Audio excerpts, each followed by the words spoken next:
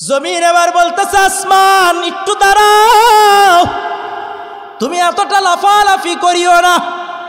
তোমার বুকের ভিতরে যেমনি ভাবে বাইতুল মামুর রয়েছে, আমি জমিনের বুকেও একটা ঘর রয়েছে, যেই কালা ঘরটাকে সর্বদাই তাওয়াফ করে কারা জানো? জানো, যারা হলো তামাম মাখলুকাতের ভিতরে সেরা। আমার বুকের ভিতরে কালা একটা ঘর রয়েছে বাইতুল্লাহ। ওই বাইতুল্লাহকে সর্ব অবস্থায় তাওয়াফ করে যারা, তারা তোমাদের থেকেও শ্রেষ্ঠ। আলহামদুলিল্লাহ। মানব জাতি তামাম কুল কায়নাত থেকে শ্রেষ্ঠ হবে তখন যদি আমার আল্লাহর ফরমা বরদারি মানে, যদি মনুষ্যত্ব তৈরি করে যেতে পারে। তামাম কুল কায়নাতের ভিতরে মানুষের মতো শ্রেষ্ঠ কেউ হতে পারবে না। জমিন এবার জিতছে না হারছে? জিতছে। কার বদৌলতে? আমাগো বদৌলতে। কার বদৌলতে? বাইতুল্লাহ তাওয়াফ করতে যায় কারা? আমাগো ভাই বোনেরা, আমাগো লোক যায়।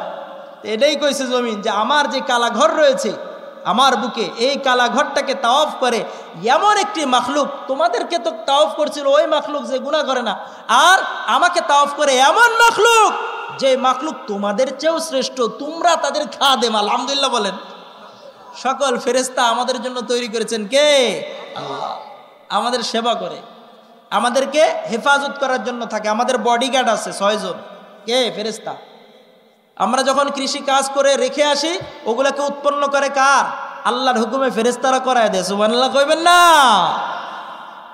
আসমান এবার বলে ভাই জমিন একটু থামো, বুঝলাম তোমাকে তাওয়াফ করে এমন মাখলুক যারা সর্বশ্রেষ্ঠ, কিন্তু আমি জমিনের ভিতরে একটা নেয়ামত রয়েছে যা তোমার ভিতরে নাই। জমিন বলে ওই নেয়ামতের নাম কি?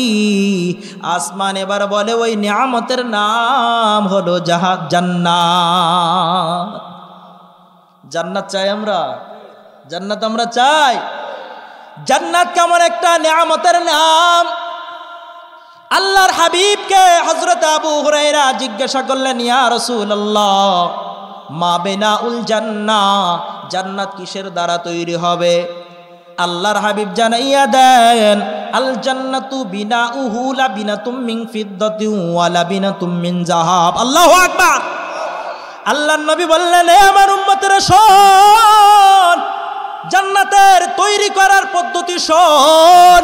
দুনিয়াতে তোমরা ইট কিনতে যাও, কিছু ইট রয়েছে যা আগুনের দ্বারা হয়, কিছু ইট রয়েছে গ্যাসের দ্বারা হয়, কিছু ইট রয়েছে লাল, আরো কিছু ইট রয়েছে আরো সুন্দর। বিভিন্ন অফিস আদালতে লাগায় না ছোট্ট ছোট্ট ইটগুলো। আল্লাহ রসুল বলেন, আমার উম্মতরা শোনো, জান্নাতের যে বালাখানা বানানো হবে, ওই বালাখানার যে ইট ব্যবহৃত হবে, একটা ইট হবে স্বর্ণের, একটা ইট হবে চাঁদির। সুবহানাল্লাহ। তো আসতে একটা ইট হবে স্বর্ণের, একটা ইট হবে রূপার। পৃথিবীর কোন ব্যক্তি আজও পর্যন্ত বানাতে পারে নাই, কিয়ামত পর্যন্ত এমন ঘর বানাতে পারবে না। কারণ আমার আল্লাহ যে জানাইয়া দেন, জান্নাত এমন একটা নিয়ামতপূর্ণ ঘরের নাম, মালা আইনুন রাআত ওয়ালা উযুনুন সামিআত ওয়ালা খাতারা আলা কলবি বাশার। জান্নাত এমন একটা নিয়ামতের নাম, যেই নিয়ামত চর্ম চোখে দেখে নাই, যেই নিয়ামত চর্ম কানে কোনো কিছু শুনে নাই, যেই নিয়ামতের অনুধাবন মানুষের অন্তরের উপর দিয়ে অতিবাহিত হয় না। এরা মুমিন মুসলমান, আল্লাহর হাবিব বললেন জান্নাত হবে কেমন? একটা ইট হবে স্বর্ণের, আর একটা ইট হবে চাঁদির। ইটকে জোড়া লাগানোর জন্য মশলার দরকার আছে না নাই? আল্লাহর হাবিব বলেন, মিলাতুহা আল আজফার আল মিসকুল আজফার। আল্লাহর হাবিব বলেন, ইটকে জোড়া লাগানোর জন্য যে মশলা ব্যবহার হবে সেটা এমন আর তেমন নয়, মেশকো আম্বরের মিশ্রিত সুগন্ধি দ্বারা ওটা তৈরি করা হবে। আল্লাহু আকবার। ইট জোড়া লাগলো, ইট জোড়া লাগলো, ঘর বনতেছে। এবার ঘরের ভিতরে সৌন্দর্যতার জন্য আমরা বিভিন্ন জায়গায় পাথর রাইখা দিই কিনা? সুন্দর সুন্দর পাথরগুলো রাইখা দিই না? এবার আল্লাহর হাবিব বলতেছে, বান্দা ঘরের সৌন্দর্যতার জন্য যা দরকার, এবার পাথর দরকার। শুনো, এবার হাসাবাউহু আল ইয়াকুতু ওয়াল মারজান ওই ঘরের ভিতরে যে পাথরগুলা লাগানো হবে, তোমরা টাইলস লাগাইয়া সৌন্দর্যতা প্রকাশ করতে চাও, শোনো বান্দা শোনো, এমন তেমন পাথর লাগানো হবে না, বরং ওই জান্নাতটাকে সাজানো হবে, গোছানো হবে ইয়াকুত এবং মারজান নামক দামি দামি পাথর দ্বারা। আল্লাহর হাবিব আবার জানাইয়া দেন, আমার উম্মতেরা ঘাবড়াইও না, অন্তরে আসতে পারে এই নিয়ামতপূর্ণ ঘর আমাকে কি কখনো ছাড়তে হয় কি না। আল্লাহর হাবিব জানাইয়া দেন, শোনো আমার উম্মতেরা শোনো, মান দাখালাহা ইয়ানামু লা ইয়াবআস, আল্লাহর কোন বান্দা বান্দি যদি এই জান্নাতে প্রবেশ একবার করতে পারে, একবার, ওই জান্নাত থেকে কখনো নিয়ামত শূন্য হবে না। এবার আমার অন্তরে আসে, বাড়িঘর করলাম, বাড়ি উদ্বোধনের পূর্বে আমার ডেড বডি হয়ে যায়, আমি ইন্তেকাল হয়ে যায়, এমন হয় কি না? আল্লাহর বান্দারা এবার চিন্তা করে, এত দামি ঘর বানাইলাম, কিন্তু আমি যদি এই ঘরের ভিতরে শুইতে না পারি, আমার মতো বদনসিব কেউ নাই। আল্লাহর হাবিব জানাইয়া দেন, আমার উম্মতেরা শোনো, ইয়াখলুদু লা ইয়ামুত, জান্নাতে যে একবার প্রবেশ করবে সে কখনো মৃত্যুবরণ করবে না। ঢুকলে আর মৃত্যুবরণ করবে না, ঢুকলে আর নিয়ামত শূন্য হবে না। ঘর বানাইছি, টাকা পয়সা নাই, খাইতে পারি না, এমত অবস্থায় নিয়ামত শূন্য হয় কি না? আল্লাহর হাবিব বললেন, খবরদার, নিয়ামত শূন্য হইবা না এবং মৃত্যুবরণও করবা না। এবার আমাদের অন্তরে আসতে পারে, দামি ঘর বানাইলাম কিন্তু কাপড় চোপড় ময়লা হয়ে যায়, ঠিক কিনা? দামি ঘর, এয়ার কন্ডিশন ঘর, এরপরেও কাপড় ময়লা হয়ে যায়। আল্লাহর হাবিব জানাইয়া দেন, উম্মতেরা রে শোনো, লা তাবলা সিয়াবুহুম, যারা জান্নাতে প্রবেশ করবে তাদের কাপড় ময়লা হবে না। আল্লাহু আকবার। আমাদের অন্তরে সবসময় একটা কথা বিদ্যমান, হাই হাই দাড়িটা লাল হয়ে যায়, আমার চোখের পাওয়ারটা চলে যাচ্ছে, হায় হায় জওয়ানিটা যদি আবার ফিরে আসতো, লাইতা শাবাবা ইয়াউদ, হায় রে হায় যৌবন কালটা যদি আবার ফিরে আসতো, কতই না ভালো হইতো। মুরব্বিয়ানে কেরাম চাই, বলেন ঠিক কিনা?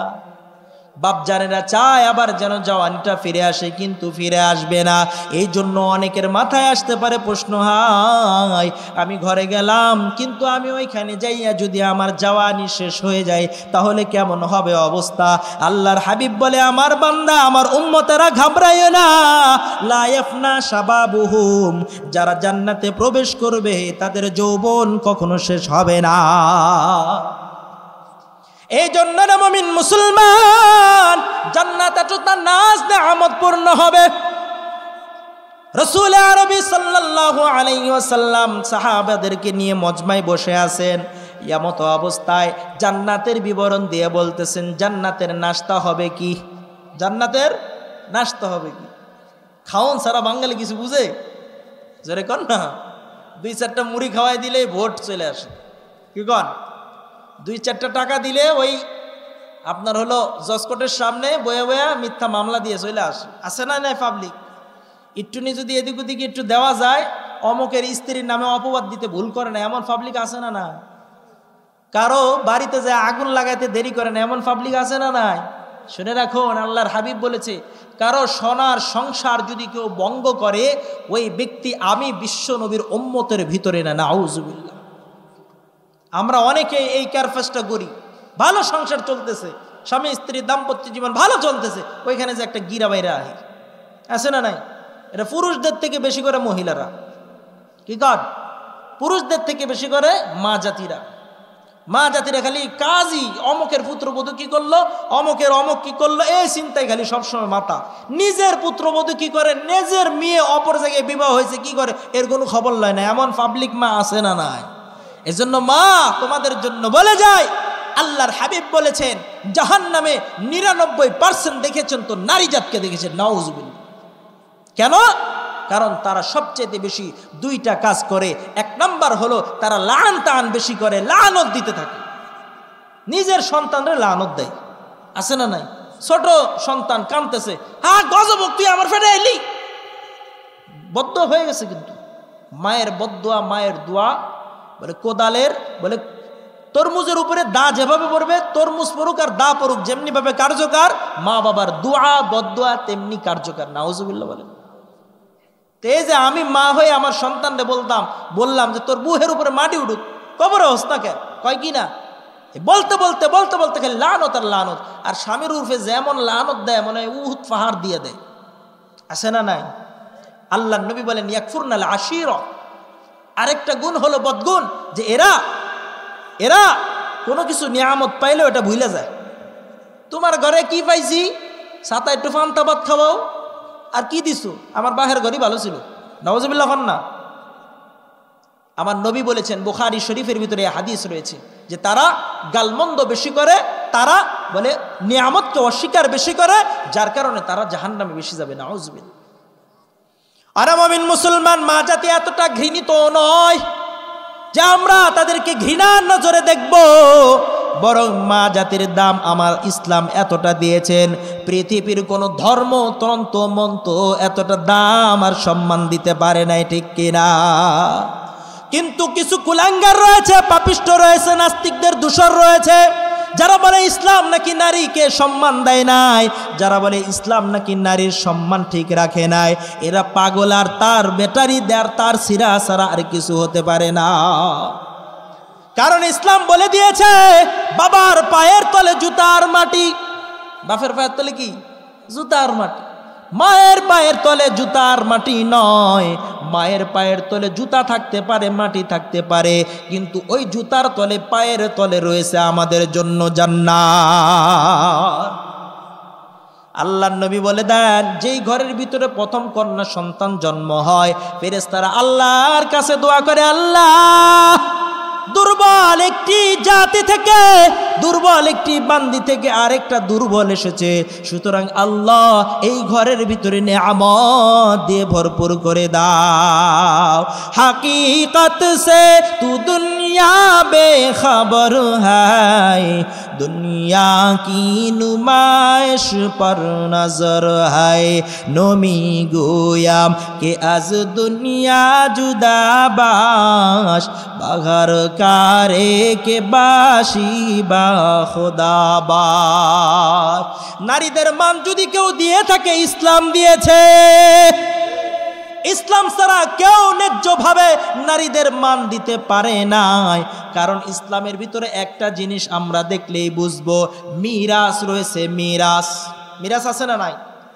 মিরাসের সম্পত্তি বন্টন করতে গেলে ছেলেকে যেভাবে দিতে হবে, নারীকেও দিতে হবে, কিছুটা কম বেশ আছে, বলেন ঠিক কিনা? এরে মুমিন মুসলমান, আল্লাহর কোনো বান্দি জন্মগ্রহণ করার পর দেখভাল করবে তার বাবা তাকে যখন সাবালক হয়ে গেল, বিবাহের প্রাপ্ত বয়স্কা হয়ে গেল, এবার বিবাহ দেওয়ার পর দেখবে তার স্বামী যদি ইন্তেকাল হয়ে যায়, সন্তানরা দেখবে, সন্তানরা যদি না দেখে, ইসলামী রাষ্ট্র নেতা যিনি থাকবেন তিনি দেখবে, ঠিক কিনা? তাহলে তাদের টাকার দরকার আছে? টাকার দরকার আছে তাদের? কোনো দরকার নেই। কারণ বাবাই দেখবে, স্বামী দেখবে, স্বামী এবার নাই, দেখবে সন্তান নাই, তো এবার রাষ্ট্র দেখবে। কিন্তু মুমিন মুসলমান এত সত্ত্বেও ইসলাম বর্ণনা করে দিয়েছে, ছেলেকে যদি দাও 2 ভাগ, মেয়েকে দিতে হবে 1 ভাগ। এটা ইনসাফ করলো না বেইনসাফ করলো? ইসলাম ইনসাফের উপরে কিছু থাকলে সেটাও করেছে।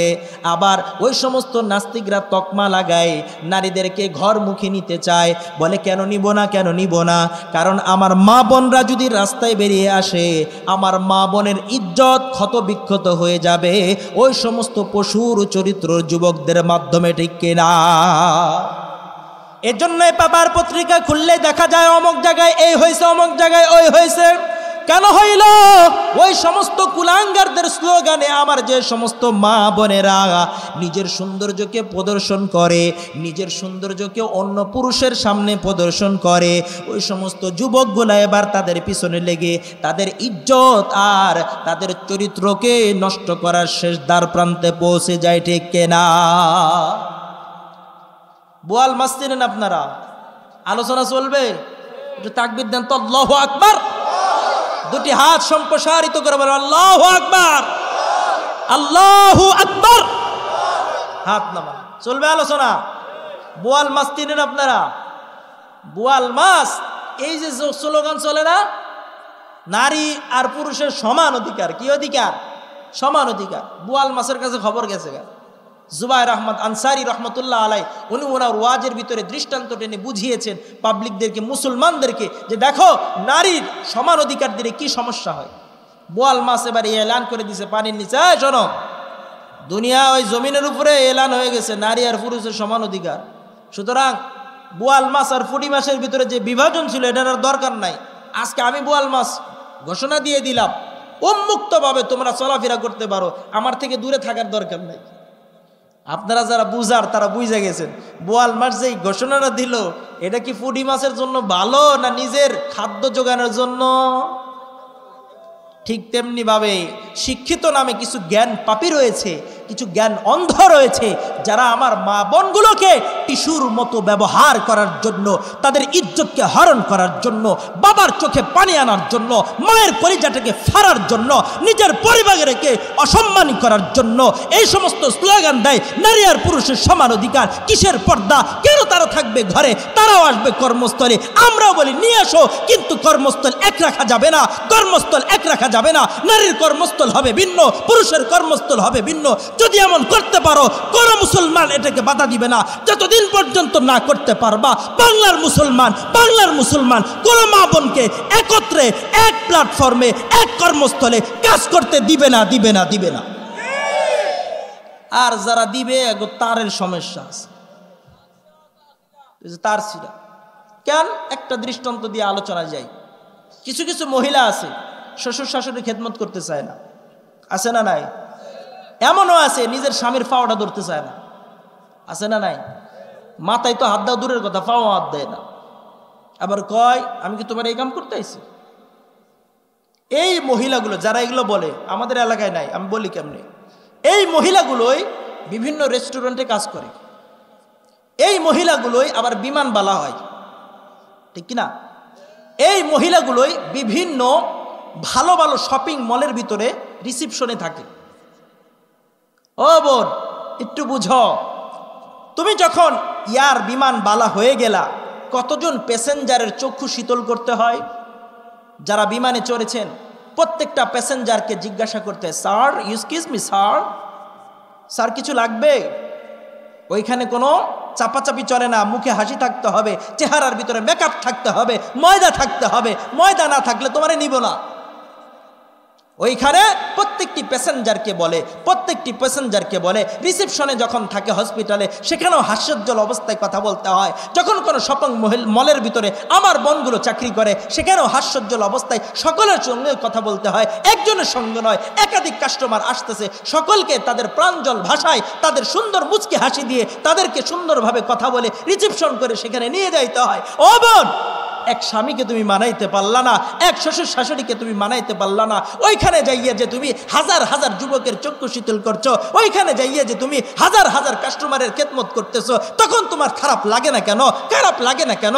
কারণ বোন রে বোন, তোমার চোখে শয়তান প্রিয় হয়ে গিয়েছে, তোমার চোখে আল্লাহ এবং আল্লাহর রসুলের আদর্শ ঘৃণিত হয়ে গিয়েছে। নাউজুবিল্লাহ। ঘরের খাবার রান্না করতে পারে না, আর অমুক জায়গায় যায় চাকরি কইরা নিজের অফিসারের মন রঞ্জন করতে দেরি করে না। এজন্য বোন, নিজের ইজ্জতকে হেফাজত করো, নিজের সতীত্বকে হেফাজত করো, তোমার ঘরে বরকত দিবেন আমার আল্লাহ। কয় পার্সেন্ট বোনেরা আমার এই সমস্ত চাকরিতে যায়? যাও, আমরাও বলি যাও, মেয়েদেরও অগ্রগতির দরকার আছে, কিন্তু তোমার সতীত্ব যেখানে হেফাজত হবে, কর্মস্থল ভিন্ন হবে, সেখানে যাও, আমাদের কোনো বাধা নাই, ঠিক কি না? আরে মুমিন মুসলমান, বলছিলাম আসমান এবং জমিনের ভিতরে কথোপকথন হইতেছে। আসমান বলে আমার বুকে একটা জান্নাতের টুকরা রয়েছে। জান্নাত কোথায়? উপরে আসমানে, 7 আসমানের উপরে আল্লাহ রাব্বুল আলামিনের আরশ, সেখানেই হলো জান্নাতের সুব্যবস্থা, জান্নাতের নাজ নেয়ামত দেখতে পাইলাম। জান্নাতের ভিতরে নাস্তা কি দিবে আল্লাহর হাবিব বর্ণনা করা শুরু করে দেয়। এমত অবস্থায় ইহুদি এসে উপস্থিত হয়ে যায়। ইহুদি এসে বলে, মুহাম্মদ তোমার উপরে আল্লাহ বরকত দিন। সুবহানাল্লাহ কন্যা। ইহুদি আয়েশা দোয়া দিতেছে কার জন্য? আমার বিশ্বনবীর জন্য। আল্লাহর নবী কে জিজ্ঞাসা করলো, ও মুহাম্মদ, আমি কি তোমাকে এমন একটা কথা বলবো যেই কথাটা জান্নাতের ব্যাপারে হবে? আল্লাহর নবী বললে, কি কথা? বলে, আমি তোমাকে বলতে চাই জান্নাতের ভিতরে নাস্তা কি দিবে, এটা কি তুমি শুনবা? আল্লাহর নবী বলে বলো। ইহুদি এবার বলতেছে জান্নাতে যারা প্রবেশ করবে জান্নাতের সর্বপ্রথম নাস্তা হবে রুটি। কি হবে? রুটি। আল্লাহর নবী সুন্দরভাবে হাসি দিলেন, এমন হাসি সাহাবায়ে কেরাম বলেন আল্লাহর নবীর মারির দাঁতটা পর্যন্ত ওই হাসিতে দেখা যায়। নবী আমার কেন হাসলেন? কারণ পূর্ববর্তী নবীদেরকে যে ইলম দিয়েছেন ওই ইলমটা ইহুদিরা পর্যন্ত প্রসিদ্ধ করে দিয়েছে। সুবহানাল্লাহ কইবেন না? আমাদের ইসলামের গানটা ইহুদিরা পর্যন্ত মুখস্থ করে রেখেছে, এটা কি আমাদের জন্য খুশির বিষয় না? আল্লাহর নবীকে এবার ইহুদি বলতেছে মুহাম্মদ আরেকটা জিনিস তোমাকে জানাইতে চাই, তুমি কি জানবা? বলে সেটা আবার কি জিনিস? ইহুদি এবার বলে তোমার উম্মতেরা জান্নাতে যাইয়া রুটি পাইছে, কিন্তু রুটি খাইবে কেমনে? রুটি খাইবে কেমনে? তোমাকে কি আমি বলবো রুটির জন্য তরকারি কি হবে? জান্নাতের তরকারি শুনবো আমরা, শুনবো আমরা। কারো যদি যাওয়ার মন থাকে উঠতে যান দি, আর দেরি করবেন না। আছে কারো যাওয়ার মন? যাওয়ার মন আছে কারো? আলোচনা চলবে। তাহলে কি বললাম? জান্নাতের রুটি পাইছি, এবার রুটি খামু কি দিয়ে? তরকারির দরকার আছে না নাই? আছে না নাই? আল্লাহর নবী বলে ইহুদি বলো জান্নাতের ভিতরে তরকারি কি হবে? ইহুদি আবার বলতেছে জান্নাতের ভিতরে ওই রুটি খাওয়ার জন্য তরকারি হবে দুইটা। এক নাম্বার হবে গরুর গোশ, আল্লাহু আকবার বলেন। আর দ্বিতীয় নাম্বার হবে মাছের কলিজা। কিসের কলিজা? মাছের কলিজা। এই খাবার আমরা চাই, সবাই চাই। তাহলে আল্লাহর ডাক দেন আল্লাহু আকবার। মুমিন মুসলমান প্রশ্ন একটা রেখে যায়, আল্লাহ তাআলা রুটি বানাইবেন কিসের মাধ্যমে? আল্লাহর হাবিব বলে দিয়েছেন তামাম জমিনটাকে আল্লাহ তাআলা রুটি বানিয়ে দিবে। জমিনের সমগ্র মাটিটাকে আল্লাহ তাআলা বাইরে বাইরে যেমন রুটি বানাই আমরা হাতের উপরে উল্টায় পুল্টায় রুটি বানায় দিবে। সুবহানাল্লাহ বলেন না? একটা প্রশ্ন রেখে যাই, কখনো সুযোগ হলে বলে দিব ইনশাআল্লাহ পরবর্তী। আল্লাহ মাটি দিয়ে রুটি কেন বানাবে? আসে কিনা? মাটি দিয়ে রুটি কেন বানাবেন? আর মাটির রুটি বান্দারা খাইবে কেমনে? বুঝতেন প্রশ্ন? আল্লাহ তাআলা জমিনটাকে জান্নাতীদের জন্য রুটি বানিয়ে দিবেন এক, আর দুই নাম্বার এই মাটির রুটি বান্দারা খাবে কেমনে? এই দুইটা প্রশ্ন রেখে যায়, কখনো সময় আসলে ইনশাআল্লাহ বলবো। জান্নাত এবার বলল আমার বুকের ভিতরে, আসমান বলছে আমার বুকের ভিতরে জান্নাত রয়েছে। জমিন বলে আসমান বেশি ঘাবড়াইও না, বেশি ইতরামি করিও না, তোমার জান্নাতের দাম যতই হোক না কেন মৃত্যুর আগে হয় না, মৃত্যুর পরে বান্দা পায়। কিন্তু আমি জমিনের বুকে এমন একটি অংশ রয়েছে যে অংশের নামও জান্নাত, প্রকৃত জান্নাত। ওই জান্নাতটা আল্লাহর বান্দা বান্দিরা চক্ষু বন্ধ করার আগে দেখতে পায়। তার নাম হলো রাসূলের মিম্বার থেকে বাইতুল তার বাড়ি পর্যন্ত, ঠিক কিনা? রাসূলের মিম্বার থেকে মা মাইনা বাইতি ওয়া মিম্বারি রাউদাতুম মিন রিয়াদিল জান্নাহ। আল্লাহর রাসূল বলেন আমার মিম্বার এবং আমার বাড়ির মধ্যবর্তী যারা হজে গিয়েছেন, ওমরায় গিয়েছেন, ওই জায়গাটা হলো জান্নাতের অংশ। সুতরাং আসমান, এই জমিন, আমি জমিনের বুকে জান্নাত যেটা রয়েছে এটা আল্লাহর বান্দা বান্দিরা মৃত্যুর পূর্বে দেখে, আর তোমার বুকের ভিতরে যে জান্নাত রয়েছে তা বান্দা বান্দিরা মৃত্যুর পরে দেখে। সুতরাং উত্তম জান্নাত আমি জমিনের বুকে রয়েছে। আল্লাহু আকবার। কয়টা গেছে? দুইটা। এরা মুমিন মুসলমান। আর একটা রয়েছে, আলোচনা শেষের দিকে বলবো ইনশাআল্লাহ। আমি আর আপনি জান্নাত চাই কি না? এই জান্নাত তৈরি করেছেন আমার আল্লাহ, ঠিক কিনা? আল্লাহকে পাইতে চাই, আল্লাহর তৈরিকৃত জান্নাত আমরা পাইতে চাই, কিন্তু পামু কেমনে? পামু কেমনে? আল্লাহ রাব্বুল আলামিন দুইটা পন্থা বলে দিয়েছেন, পদ্ধতি বলে দিয়েছেন। এক নাম্বার, আল্লাহ তাআলার সন্তুষ্টি এবং জান্নাত পাবার জন্য আমাদেরকে গাইড দিয়ে দিয়েছেন। কি দিয়েছেন? গাইড দিয়েছেন। গাইড মানে হলো আল্লাহ তাআলা জানিয়ে দিয়েছেন বান্দা এটা করো, এটা ছাড়ো। এরে বান্দা এটা কর, এটা ছাড়। সুদের কারবার ছাড়ো, হালাল ব্যবসার কারবার ধরো। মদ ছাড়ো, দুধ ধরো। মদ ছাড়ো, মধু ধরো। নেশা ছাড়ো, ভালো কিছু খাও। কে বলছেন? আমার আল্লাহ। স্ত্রীকে হালাল ভাবে নাও, জেনাকে ছেড়ে দাও। তাহলে রে মুমিন মুসলমান, এগুলো আমি আর আপনি করব কেমনে? কারণ পৃথিবীর কোনো ব্যক্তি ওই আল্লাহর গাইড বুঝবে না আল্লাহ তাআলার নবীদের ব্যতীত।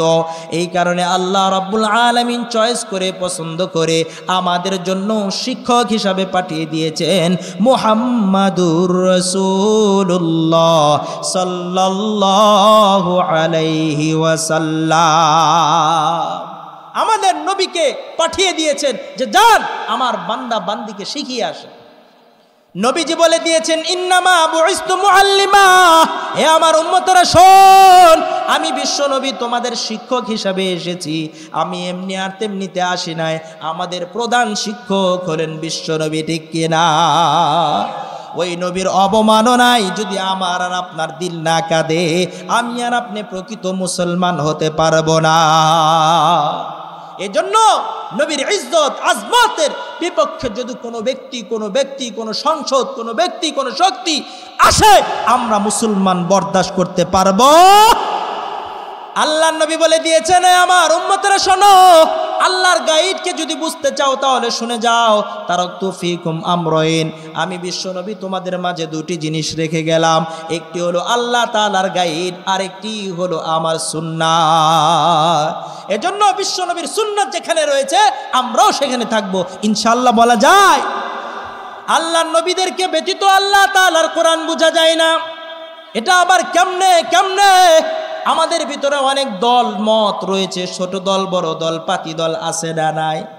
কেউ আসি সরসিনা, কেউ আসি চরমনাই, কেউ আসি কওমি, কেউ আসি আলিয়া। গ্রুপের কোনো শেষ নাই। যার পরিণতি এমন হয়েছে বর্তমান সময় ইসলাম এবং মুসলমান বড় সংকটপূর্ণ অবস্থায় চলছে, ঠিক কিনা? কারণ যে আরদে মুকাদ্দাসের দিকে আল্লাহর নবী একে একে 15-16 মাস নামাজ আদায় করেছেন, ওই আরদে মুকাদ্দাসকে মুসলমানদের থেকে ছিনিয়ে নেওয়ার জন্য ওই জারজ ইহুদিরা উঠে পড়ে লেগেছে। আমরাও বলে দিতে চাই, বাংলার জমিনের মুসলমান যতদিন পর্যন্ত জীবিত থাকবে বাইতুল মুকাদ্দাসের জন্য যদি প্রাণ দিতে হয়, যদি ঘর ছাড়তে হয়, ছাড়তে প্রস্তুত আছি ইনশাআল্লাহ। তাহলে মুমিন মুসলমান এত দল মত সবকিছু নির্বিশেষে একটা কথার উপরে সকলেই একমত, যোহরের নামাজ 4 রাকাত। কয় রাকাত? ফজরের নামাজ 2 রাকাত, মাগরিবের নামাজ 3 রাকাত, আসরের নামাজ কয় রাকাত, ইশারের ফরজ নামাজ 4 রাকাত, ঠিক কিনা? এর ভিতরে কারো দ্বিমত আছে? কিন্তু আমি বলতে চাই পুরা কোরআনে কারীমের 30 পারার কোথাও এই কথা নাই যে ফজরের নামাজ 2 রাকাত, যোহরের নামাজ 4 রাকাত। তাহলে পাইলেন কই? কোরআনে তো নাই। কিছু কিছু পাবলিক জন্ম হয়েছে নতুন, এরা হলো কিউট পাবলিক। এরা কয় কোরআনে যা আছে এটাই মানব। তো কোরআনে তো এই নামাজের কথা নাই, তার মানে নামাজ শেষ করে দিছে। নাউজুবিল্লাহ বলেন না? এরা যে কেমন ষড়যন্ত্রকারী! এরা কয় আমরা আহলে কোরআন। কেমন আহলে কোরআন? কোরআনের ভিতরে তো বলা হয়েছে নবীর হাদিস মানো। তুমি তো নবীর হাদিসও মানো না, তুমি নবীর হাদিসকে কন্ডেম করে দাও। তার মানে তোমরা আহলে কোরআন নামক, তোমরা হলো মুসলমানদের ডাকাত, তোমরা হলো মুসলমানদের ঈমানকে ধ্বংসকারী ডাকাত। ও আহলে কোরআন শোন, আমরা মুসলমান যেমনি ভাবে কোরআনকে মহব্বত করি, তেমনি ভাবে নবীর সুন্নাতকেও মহব্বত করি। যেমনি ভাবে একটা সুসন্তান তার মাকেও মহব্বত করতে হবে, তার বাপকেও মহব্বত করতে হবে। বাবার পরিচয় থাকতে হবে, মায়ের পরিচয় থাকতে হবে। বাবার পরিচয় আছে, মায়ের পরিচয় নাই, এও জারজ সন্তান। বাবার পরিচয় নাই, মায়ের পরিচয় আছে, এও তেমন জারজ সন্তান। বলে ঠিক তেমনি ভাবে আল্লাহর কোন বান্দা বান্দি যদি এই কথা বলে কোরআন মানি হাদিস মানি না, হাদিস মানি কোরআন মানি না, সেও জারজ মুসলমান। কোরআন মানি হাদিস মানি না, তার মানে কি? বাপরে মানছি, মায়েরে মানছি না। আইসোস করতে বেড়া কলা গাছ ফাইরা আইসো।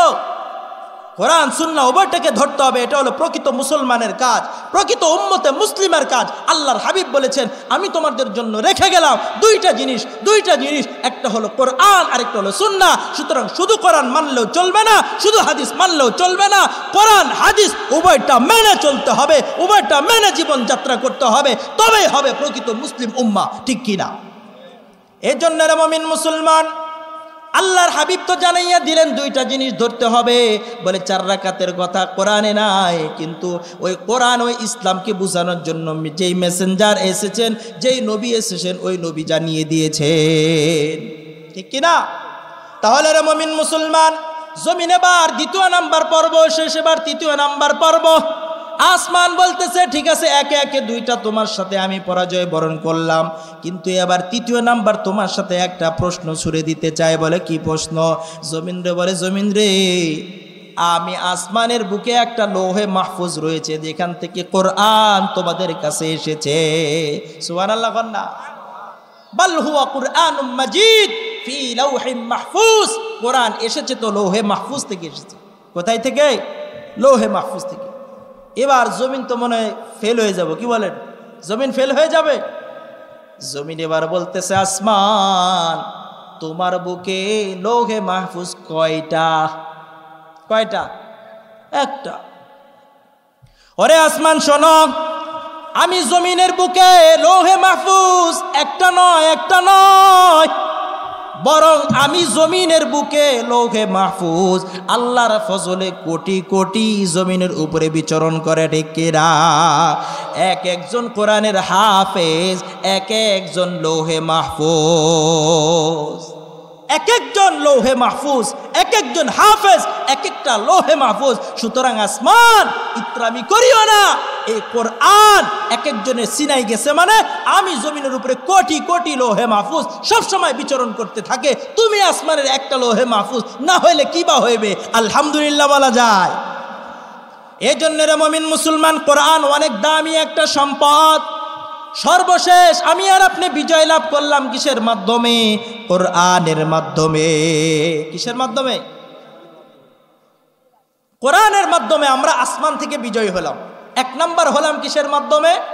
বলে আসমান বলেছিল আমার কাছে বাইতুল মামুর আছে, আমার জমিন বলল আমার বুকে আছে বাইতুল্লাহ, আর বাইতুল্লাহকে তাওয়াফ করে এই পাবলিক, এই মুসলমান।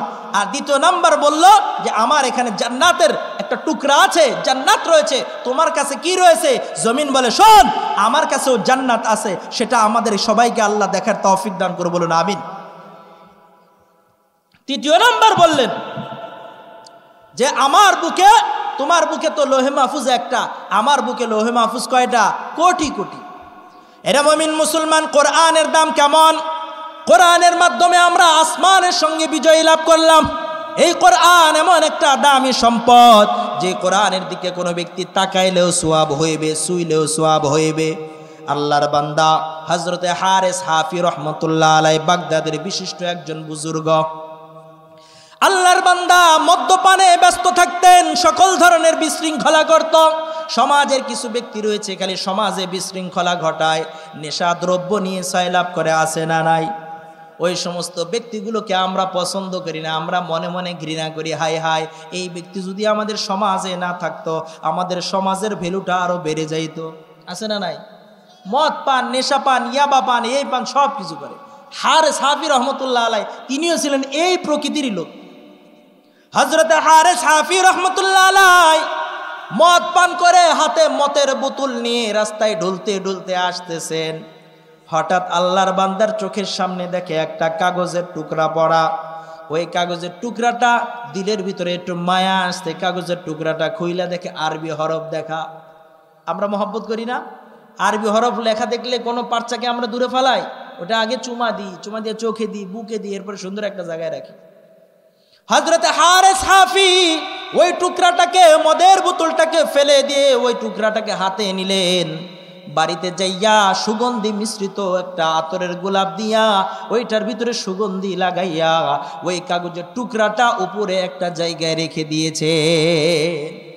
মাঝে মধ্যে খারাপ মানুষ দিয়েও আল্লাহ ভালো কাজ করার, ঠিক কিনা? খারাপ মানুষ দিয়েও আল্লাহ ভালো কাজ করার। হযরতে বিশির হাফি এই কাজ করার পর রাত্রিবেলায় ওই জামানার পার্শ্ববর্তী এলাকার আল্লাহর একজন গোলামকে আল্লাহ তাআলা ইলহামে স্বপ্নে জানাইয়া দিতেছেন, এ আমার বান্দা শোন, ওই এলাকার বিশির নামক একজন ব্যক্তি রয়েছে, যা সে আমার কালামুল্লাহকে আতর লাগিয়েছে, আমি আল্লাহ তার অন্তরকে আতর দিয়ে সুগন্ধ করে দিব। এ আল্লাহর বান্দা শোন, আমার ওই বান্দা আমার কোরআনের চিরকুটটাকে উঁচু স্থানে রেখেছে, আমি আল্লাহ তার মান মর্যাদাটাকে বহু গুণে বৃদ্ধি করে দেব। আল্লাহর বান্দা বুজুর্গ চোখটা খুলে এবার চিন্তা করে, এর মতো পাবিষ্ট, এটা মনে খামাখা একটা স্বপ্ন। আবার ঘুমাইছে, আবার দেখছে, আবার ঘুমাইছে, আবার দেখছে। বলে যে আল্লাহর ওই বান্দা 3 বার একই স্বপ্ন দেখছে। কয়বার? 3 বার একই স্বপ্ন দেখেছে। 3 বার দেখার পর আল্লাহর বান্দা বুঝলো এটা কোনো আল্লাহ তাআলার কারিশমার পক্ষ থেকে এসেছে। সুতরাং আর দেরি নয়, সকালবেলা আল্লাহর বান্দা ওই বশিরকে খুঁজতে খুঁজতে যায়, যায়া দেখে আসল জায়গায় রয়েছে, মদের বারের ভিতরে রয়েছে। কোথায়? কোথায়? মদের বারের ভিতরে আল্লাহর বান্দা রয়েছে। আল্লাহর বান্দাকে একটু দেখে বলল, আমি অমুক জায়গা থেকে এসেছি, আল্লাহ তাআলা কালকে রাত্রে তোমার ব্যাপারে আমাকে এই দেখিয়েছে। আল্লাহর বান্দা আর দেরি করে নাই, মদের বোতলটাকে ফিক্কা মারিয়া আল্লাহর বান্দা নিজের বন্ধুদেরকে বলতেছে, বন্ধুরা শোন, আমি আর দেরি করব না, দেরি করব না, তোমাদের সঙ্গ ছেড়ে আমি আল্লাহর রাস্তায় বের হয়ে গেলাম। এজন্য রে মুমিন মুসলমান, কোরআনকে যারা মোহাব্বত করবে, কোরআনওয়ালাদেরকে যারা মোহাব্বত করবে, আল্লাহ রাব্বুল আলামিন তাদেরকে সবচাইতে দামি নেয়ামত জান্নাত ছাড়া বিকল্প কোনো কিছুই দিবেন না। কোরআনের মোহাব্বত যাদের অন্তরে থাকে, কোরআনের ব্যাপারে যাদের সন্তান কোরআনের হাফেজ হয়, কোরআনের আলেম হয়, আল্লাহ তাআলা তাদের সন্তানের বদৌলতে তাদের জন্য ওই চিরস্থায়ী জান্নাতের ফয়সালা করে দেন। আল্লাহর হাবিব জানাইয়া দেন, আল্লাহর কোন বান্দার সন্তান যদি হাফেজে কোরআন হয় এবং তা অনুযায়ী আওয়াজ করে, আমল করে, আল্লাহর হাবিব জানাইয়া দেন ওয়াজাবাত লাহুল জান্নাহ, ওই ব্যক্তির জন্য জান্নাত ওয়াজিব হয়ে যায়। ওয়া শাফাআত, আর ওই বান্দা নিজের পরিবারের জাহান্নাম ওয়াজিব হয়ে গিয়েছে এমন 10 জন ব্যক্তির ব্যাপারে সুপারিশ করতে পারে। এজন্য রে মুমিন মুসলমান, সন্তানকে যাই বানাই না বানাই কোরআন শিখাইতে হবে কি না? কোরআন যদি না শিখায় আমার সন্তান আমার মৃত্যুর পর দোয়া করতে পারবে না। কোরআন যদি না শিখায় আমার সন্তান আমার জন্য দোয়া পারবে না। কোরআন যদি না শিখায় আমার সন্তান আমার জানাজার নামাজ দিতে পারবে না। ছোট্ট ছোট্ট বাচ্চাগুলো কোরআনের তেলাওয়াত শুনাইলো, নামাজ পড়া শুনাইলো, বিভিন্নভাবে সব কিছু শুনিয়ে গেল। মুমিন মুসলমান, আমার সন্তানও যদি এমন শিখে, এতে আমার কোনো লস আছে? কোনো লস নাই, কোনো লস নাই। বলে কোরআনে কারীম তেলাওয়াত হবে কোথায়? বলে আল্লাহর ঘরে, ঠিক কি না? মসজিদ, পৃথিবীতে যত মসজিদ রয়েছে এটা কার ঘর? একমাত্র আমার আল্লাহর ঘর। এই মসজিদের সঙ্গে যাদের মহাব্বত থাকবে, আল্লাহর হাবিব বলেন, মান আলিফাল মসজিদা আলিফাহুল্লাহ, আল্লাহর কোনো বান্দা যদি মসজিদকে মহাব্বত করে, আল্লাহ তাআলাও তাদেরকে মহাব্বত করবে। এজন্য মসজিদের মহাব্বত আছে সবার? কার কার আছে হাত উঠে দেখান তো, আল্লাহু আকবার। মসজিদ কার ঘর? আল্লাহর ঘর। আল্লাহর ঘরে যদি কেউ সাহায্য করে, আল্লাহ তাআলা তার রিজিকের ভিতরে বরকত দিয়ে দেন। আল্লাহু আকবার বলেন। বাদশাহ হারুনুর রশিদ, এই ওয়াকিয়াটা বলে আলোচনা শেষ করে দিব। বাদশাহ হারুনুর রশিদ নাম শুনছি না আমরা? অনেক নিষ্ঠাবান বাদশাহ ছিলেন। বাদশাহ হারুনুর রশিদ চিন্তা করলেন, আমি একলা আল্লাহর একটা ঘর বানাবো। সুবহানাল্লাহ বলেন না? আল্লাহর অনেক বান্দারা আছে নিজে নিজে আল্লাহর ঘর বানায় দেন, আছে না নাই? বাদশাহ হারুনুর রশিদ এবার বললেন, তোমরা যারা কাজ করবা কিচ্ছু করবা না, আমি যা দেব এর উপরে কাজ করবা। মসজিদ হয়ে গেছে। স্বপ্নে যুগে হারুনুর রশিদ রহমতুল্লাহ আলাইহি তিনি দেখতেছেন, আমার মসজিদ নির্মাণের যে মিস্ত্রিগুলো এসেছিল, এই মিস্ত্রির একজনের জান্নাত আমি বাদশার জান্নাতের থেকে আলা কোয়ালিটি। আল্লাহু আকবার বলেন না? জান্নাতের 100টা স্তর থাকবে। কয়টা? 100টা স্তর থাকবে। আল্লাহর হাবিব বলেন, এই একটা স্তরে, 100-এর ভিতরে একটা স্তরে তাম পৃথিবীর সকল রোগ সমাবেত হতে পারবে। সুবহানাল্লাহ। তো আল্লাহর হাবিবের ওই ব্যক্তি এবার দেখতেছেন যে আমার জান্নাত থেকে আমার কাজ করা মিস্ত্রির জান্নাতটা আরো ভালো কোয়ালিটি। পরের দিন সকালে যায়, মিস্ত্রি ধরেছে, কিরে ব্যাপার কি, তুই জান্নাত পাইলি কেমনে? কয় না, ভয়ে তো কয় না। পরে এবার বলতেছে, বাদশাহ নামদার, আপনি হুকুম ফরমান জারি করে দিয়েছিলেন যে আমি একা করব, অন্য কারো সহযোগিতা নিব না। কিন্তু আমি অনেক দিন ধরে মনে আমার জল্পনা কল্পনা ছিল যে আমি একটা মসজিদের সহযোগিতা করব। আমি ওই জল্পনায়, ওই স্বপ্নে আমার ঘরের ভিতরে কিছু পাথর রেখে দিয়েছিলাম। ওই পাথর আমি চুপে চাপে নিয়ে ওই মশলা যেটা আমার ইট বানানোর জন্য রাখার জন্য করেছিলাম ওর ভিতরে দিয়ে দিয়েছিলাম, হয়তোবা আল্লাহ তাআলা ওই পাথরের বদৌলতে আমাকে সুন্দর একটা জান্নাত দিয়েছে। সুবহানাল্লাহ।